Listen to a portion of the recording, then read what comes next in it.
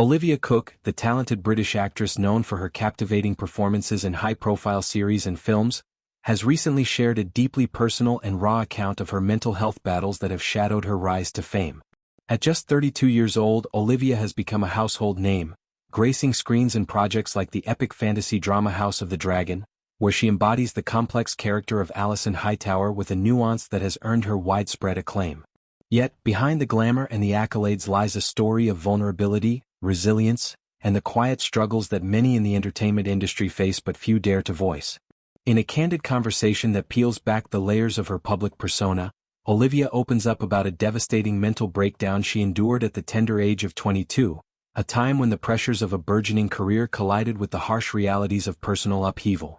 It all began in her early 20s, a period that should have been filled with unbridled excitement and opportunity as she made the bold leap across the Atlantic to the United States.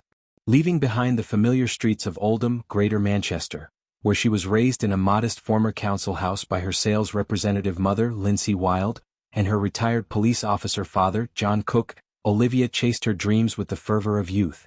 Her parents' divorce when she was only 6 had already instilled in her a certain independence, as she and her younger sister Eleanor navigated life primarily under their mother's care. From a young age, Olivia showed promise in the performing arts, starting at the Oldham Theatre Workshop when she was just 8.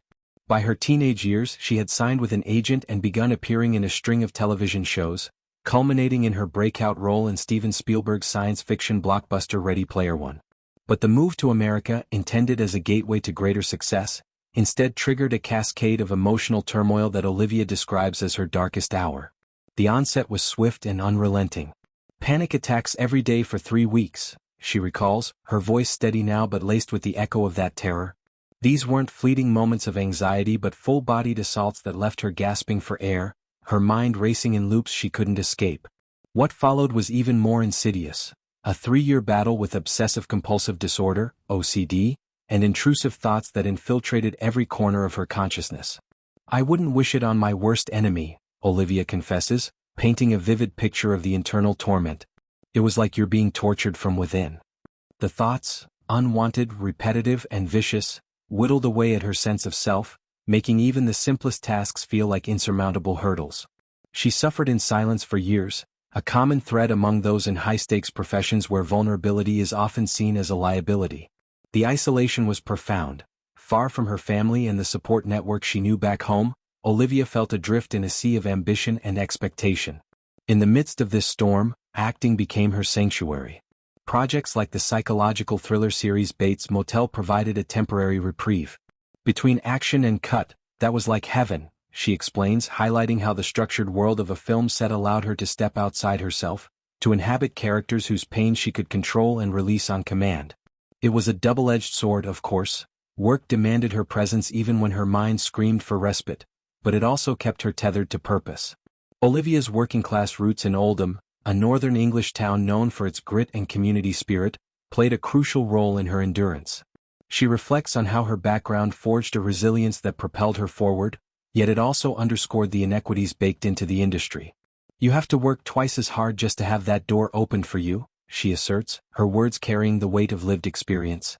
Growing up without connections or financial cushions meant that auditions in distant London were logistical nightmares, let alone breaking into Hollywood. If you're growing up with no connections and no money, how are you going to get down to London for an open audition? It's a rhetorical question that speaks volumes about the barriers faced by aspiring talents from less privileged walks of life. As Olivia navigated recovery, therapy and self-reflection became her tools for rebuilding. She learned to recognize the triggers, the relentless pace of auditions, the rejection that comes with the territory, and the cultural shift to a new country, and to set boundaries that protected her mental space. Yet even as she emerged stronger, new challenges arose, particularly around body image.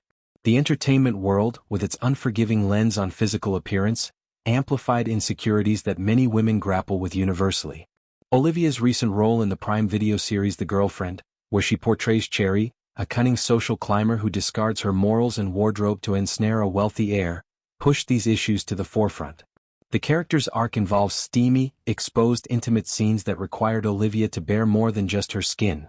They demanded vulnerability at a time when societal pressures were at their peak.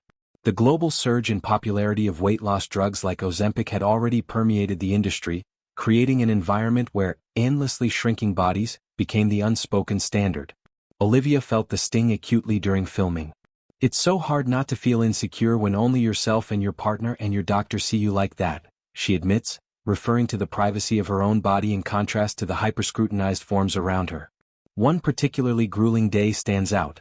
Expecting an early shoot for a nude scene, she skipped breakfast to adhere to what she perceived as the ideal preparation. The delay stretched on, leaving her lightheaded and on the verge of fainting, a stark reminder of how internalized expectations can turn self-care into self-sabotage. I was led to believe one of these shoots would be first thing, so I skipped breakfast, only to be left feeling like I was going to faint, she shares, her tone a mix of wry humor and lingering regret. To combat this, Olivia took decisive action, deleting Instagram while on location in Budapest for her upcoming film Brides.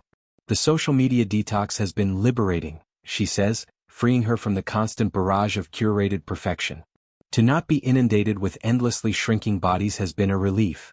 This break has allowed her to confront her relationship with her body more honestly, perhaps for the first time without external noise. I don't think I've ever navel-gazed that hard about my own body until now. She doesn't shy away from critiquing the broader cultural forces at play, pointing to patriarchal structures that weaponize women's anxieties. Not to blame this on the patriarchy, but it does just feel like another way to suppress women, and make them even more anxious and scared about just being in a bigger body. Her words resonate as a call for empathy, urging a shift away from judgment toward understanding the human cost of beauty ideals.